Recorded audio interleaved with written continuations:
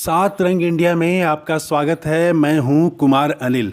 भाजपा ने पहले one nation one election, फिर इंडिया के विरोध में भारत को खड़ा किया और अब उसने सनातन धर्म को मुद्दा बनाया है।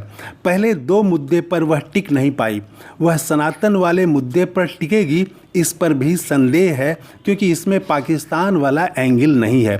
इस बीच बिहार में जदयू और राजद ने भाजपा के जवाब में अंबेडकर और कर्पूरी ठाकुर को खड़ा करने की दिशा में तैयारी शुरू कर दी है।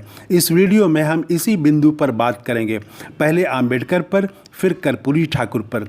हम बात करेंगे कि सनातन वाले नारे के जरिए भाजपा किस वर्ग को जीतना चाहती है, उसका टारगेट ग्रुप क्या है। निश्चित रूप से जो 3,000 रुपये में भी गैस सिलेंडर खरीदने को तैयार हैं, उनके लिए ये एजेंडा भाजपा का नहीं है। भाजपा का ये एजेंडा दलितों और अति पिछड़ों के लिए है। राजद और जदयू को भी ये समझ है और इसीलिए उसने अंबेडकर और कर्पूरी ठाकुर को खड़ा कर दिया है।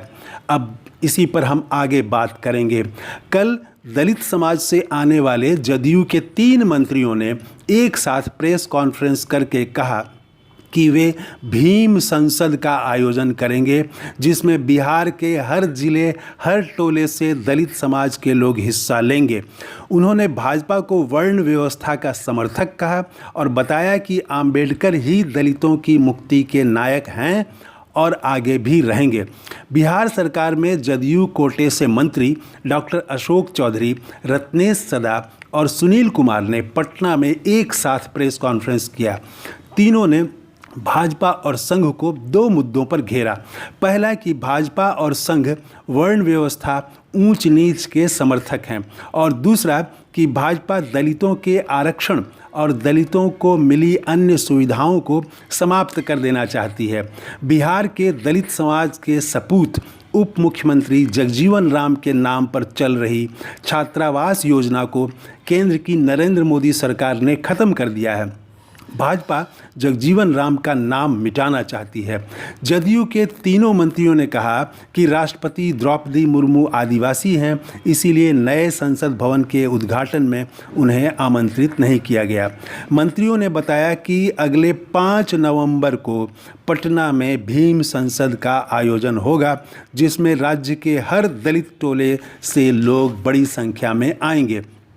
जदयू के दलित समाज के मंत्रियों ने कहा कि अंबेडकर जाति व्यवस्था का विनाश चाहते थे, वे बराबरी चाहते थे। भाजपा जाति व्यवस्था, वर्ण व्यवस्था बनाए रखना चाहती है और वह ऊंच नीच को कायम रखना चाहती है।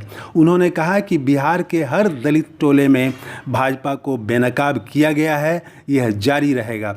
जानकारी के लिए बता दूं कि जदयू ने राज्य के हर दलित टोले में भीम संवाद का आयोजन किया था और उसी कड़ी में पटना में अब भीम संसद का आयोजन हो रहा है। तो भाजपा के सनातन वाले अभियान के जवाब में बिहार में जगजीवन राम और अंबेडकर होंगे। बिहार के पिछड़ों और खासकर अति पिछड़ों में कर्पूरी ठाकुर का नाम सबसे ऊपर है। बिहार में भाजपा के सनातन वाले अभियान के जवाब में कर्पूरी ठाकुर को खड़ा करने की बड़ी तैयारी है। ऐसी तैयारी है जिससे बिहार की राजनीति में खलबली मच जाएगी, इतिहास की नई धारा फूट पड़ेगी और इसमें ज़्यादा दिन नहीं है। जाति गणना का काम पूरा हो चुका है, इसकी रिपोर्ट कब भी सार्वजनिक की जा सकती है और उसी आधार पर आरक्षण का कोटा तय होगा। इस बात पर सभी सहमत हैं कि अति पिछड़ों का आरक्षण कोटा बढ़ेगा। वह 20 से बढ़कर 30 या 35% हो सकता है। आप अंदाज़ा लगा सकते हैं कि भाजपा पर क्या गुजरने वाली है। 5 सितंबर को शहीद जगदेव प्रसाद के शहादत दिवस पर राजद ने पटना में एक बड़ा कार्यक्रम किया। जगदेव प्रसाद कुशवाहा बिरादरी के थे और सामंतवाद, सवर्ण प्रभुत्ववाद के खिलाफ उन्होंने लंबी लड़ाई लड़ी। उनकी गोली मारकर हत्या कर दी गई थी।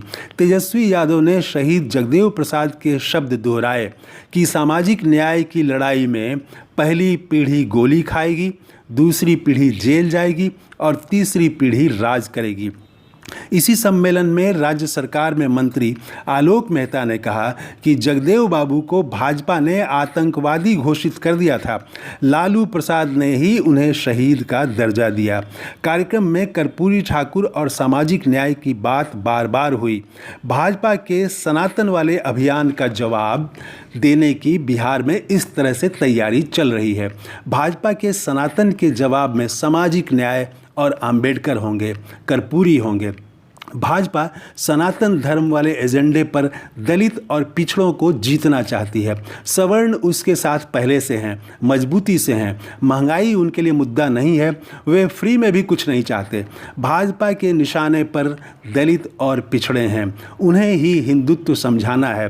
राजद और जदयू को भी पता है भाजपा के सनातन वाले नारे से उसके माई समीकरण पर कोई असर पड़ने वाला नहीं है। दलित पिछड़े, खासकर अति पिछड़ों पर ही असर हो सकता है। इसलिए उसका राजद और जदयू का पूरा जोर भी इसी तबके पर है। तो भाजपा के सनातन और महागठबंधन के सामाजिक न्याय में मुकाबले का मंच तैयार हो चुका है। देखिए कौन भारी पड़ता है। तो ये है नया वीडियो। अगर आपने इस चैनल को अभी तक सब्सक्राइब नहीं किया है तो ज़रूर कर लें। जय हिंद। Thank you. धन्यवाद।